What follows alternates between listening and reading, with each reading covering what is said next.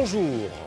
L'hebdo BTP, bien sûr, comme vous l'imaginez bien, se consacre complètement à l'événement.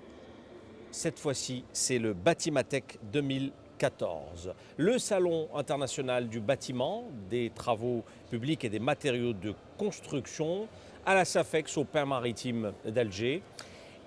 Nous nous retrouvons ici dans le stand de Cosider qui nous fait l'honneur et le plaisir de nous accueillir, bien sûr, pour animer cette émission spéciale pour le bâtiment. Plus de 1100 entreprises y participent, vous le savez, plus de la moitié venues de l'étranger, de 25 pays au total. Un rendez-vous incontournable pour les professionnels du secteur. Nous recevons aujourd'hui Rabah Bouchnak, bonjour. Vous êtes le conseiller du PDG de Cosider Group. Merci d'avoir accepté notre invitation. La toute première question que j'ai envie de vous poser, que signifie pour Cosider Group Batimatech? Bien, que signifie Batimatech, on a tendance à croire que c'est uniquement pour le bâtiment. Mais Batimatech base pratiquement toutes les activités liées aux travaux de bâtiment, de travaux publics et d'hydraulique. Donc tout ce qui est engin, tout ce qui est technique de construction, tout ce qui est technique de mise en œuvre, tout ce qui est matériaux, tout ce qui est... Bon, M. Stiti qui n'est pas présent aurait peut-être pu mieux définir un petit peu le Batimatech. Mais en fait, quand on voit la liste des participants, c'est un peu tout ça. C'est un peu tout ça. C'est tout ce qui relève des techniques de construction, du BTPH, du bâtiment, travaux publics et hydraulique. D'accord. Alors c'est un rendez-vous incontournable, comme on le dit, pour les professionnels. Cosider Group, que cherche-t-il à travers sa participation dans un salon comme celui-là? Cosider Group, au même titre que les autres entreprises, ne peut pas échapper à une telle représentation. Dès lors que le groupe Cosider, à travers ses 6 entreprises, plutôt ses 8 filiales, brasse pratiquement toute l'activité du BTPH. Elle active dans le bâtiment, dans les équipements publics, dans les travaux publics, dans le transport, dans les barrages, dans les équipements portuaires et aéroportuaires. Donc toutes ces activités présentes au niveau de cette foire, de ce salon, relèvent un petit peu de l'activité du groupe Cosider. D'accord. Donc vous côtoyez pendant la participation au Batimatech des professionnels de tous bords, on va dire d'un peu partout dans le monde. Quelle est la valeur ajoutée que recherche Cosider Group?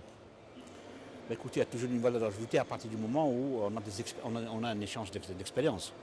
Il est clair que la technique, c'est un peu comme la culture, elle est universelle. Elle est comme la compétence qui peut se louer, qui peut s'acheter. Mais l'occasion, très courte d'ailleurs, à peine 4 jours, qui rassemble les professionnels du bâtiment, les professionnels des travaux publics, les professionnels de l'hydraulique et les professionnels de la technologie, donc de construction de l'ensemble de ces équipements, c'est en fait cet espace permet des échanges d'expérience et permet éventuellement la constitution de groupements, la constitution d'échanges de technologies, de techniciens, etc. Bon, en fait, c'est un peu la réponse attendue, c'est un peu celle qui est attendue toutes les fois. Alors, quels sont aujourd'hui les partenaires clés, on va dire les références internationales sur lesquelles l'Algérie, de manière générale, Cosider de manière particulière, doit focaliser, doit axer? Les références sont celles liées à la réalisation des grands ouvrages qui mettent en œuvre les grandes technologies. Pour nous, ça n'est pas uniquement à la construction du bâtiment, qui est en fait des ouvrages complexes, puisqu'ils mettent en œuvre un nombre de matériaux et un nombre d'activités, une main-d'œuvre spécialisée très accrue comparativement aux autres ouvrages. Mais en fait, il y a des ouvrages spécifiques, tels que des barrages, parce que chaque barrage est unique dans son genre. Chaque route est unique en son genre. Chaque équipement public est unique en son genre. Et effectivement, là, le groupe Cosider recherche un petit peu des expériences qui ressemblent un petit peu, ou qui se rapprochent un petit peu aux ouvrages pour lesquels elle a été adjudicataire. D'accord. Voilà, donc c'est un petit peu ce qu'on recherche. Alors, les entreprises, de manière générale, connaissent des hauts et des bas et des périodes un peu difficiles, surtout dans le domaine du bâtiment et de la construction. J'ai l'impression que ça n'a pas été le cas pour Cosider. Votre entreprise ne connaît pas la crise depuis le temps que vous êtes un peu sur les projets. Ah bon, vous avez connu une crise? Pour les mémoires, Considère a failli disparaître dans les années 90. Au même titre que beaucoup d'entreprises. Alors, vous remontez vraiment à loin, quoi. Moi, je parlais des toutes dernières années. C'est normal, c'est normal. Considère, elle a fait partie de la liste des entreprises privatisables. Et à notre grand bonheur, heureusement que les pouvoirs publics en sont ressaisis. Et donc, on a enlevé Considère de la liste des entreprises qui devaient être privatisées. Et à l'époque, bien entendu, il n'y avait pas de marché, il n'y avait pas d'activité, il y avait très peu d'activité. Bon, au fil du temps et au fil des conjonctures, bien sûr, parce que depuis 1990, Dieu merci, les conjonctures ont été favorables pour l'Algérie, sur tous les plans, et Considère a prospéré. Elle a prospéré dans la mesure où elle avait une forme d'organisation, elle avait une forme de gestion qui sciait, justement, et qui a fait que l'entreprise, le groupe en lui-même, a prospéré à travers donc, tout ce que lui offrait le pays en termes de marché, de sollicitation, en termes de technique de construction, etc. Donc Considère qui a failli mourir, bien entendu. C'est bien ressaisi. Voilà, c'est bien ressaisi. Et Dieu merci, donc on est une entreprise citoyenne et on occupe un espace, on a notre place au niveau donc, de l'activité, au niveau de l'activité économique au niveau du pays. D'accord, vous avez parlé de 8 filiales, donc vous êtes présent un peu partout. Mais on vous reproche souvent le fait que vous ne vous impliquiez pas suffisamment dans le bâtiment. Qu'est-ce que vous avez à dire là-dessus? Vous êtes plus dans les grosses œuvres de manière générale, mais dans le bâtiment, on ne vous voit pas beaucoup. Est-ce que c'est vrai ou pas déjà? Est-ce que vous affirmez ou vous confirmez? Ce n'est pas vrai. Ce n'est pas vrai dans la mesure où, à l'origine, Considère est une entreprise industrielle. Elle a été conçue pour la réalisation des infrastructures industrielles. Les conjonctures économiques étant défavorables, l'entreprise s'est lancée dans le bâtiment. Et pour ne pas vous mentir, au jour d'aujourd'hui, Considère elle a dans le pipe entre 35 et 40 000 logements.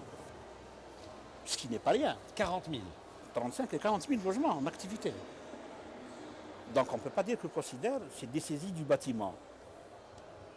Effectivement, en termes de valeur ajoutée, le bâtiment offre moins que les équipements publics, d'accord, que de grands ouvrages, en termes de rentabilité.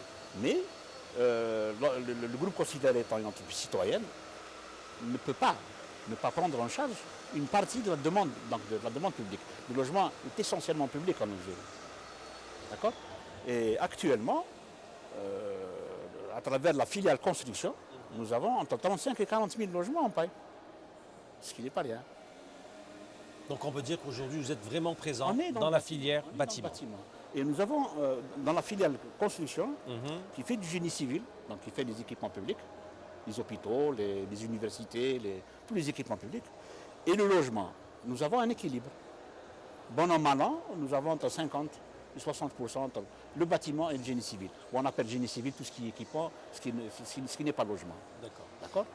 Donc depuis un certain nombre d'années, il y a un équilibre, donc nous continuons à assurer cet équilibre. D'accord. Dernière question, monsieur Bouchnard. Vous êtes une entreprise nationale, vous êtes un groupe national. Comment voyez-vous l'avenir de la construction en Algérie? Une prédominance des nationaux, des partenariats étrangers? Comment voyez-vous cet avenir? Vous savez, l'un n'empêche pas l'autre. L'économie est ouverte maintenant. Et ça dépend de la demande et ça dépend un petit peu de ce que veut le maître d'ouvrage. Bon, pour le moment, le maître d'ouvrage est essentiellement public, notamment pour le logement et les équipements.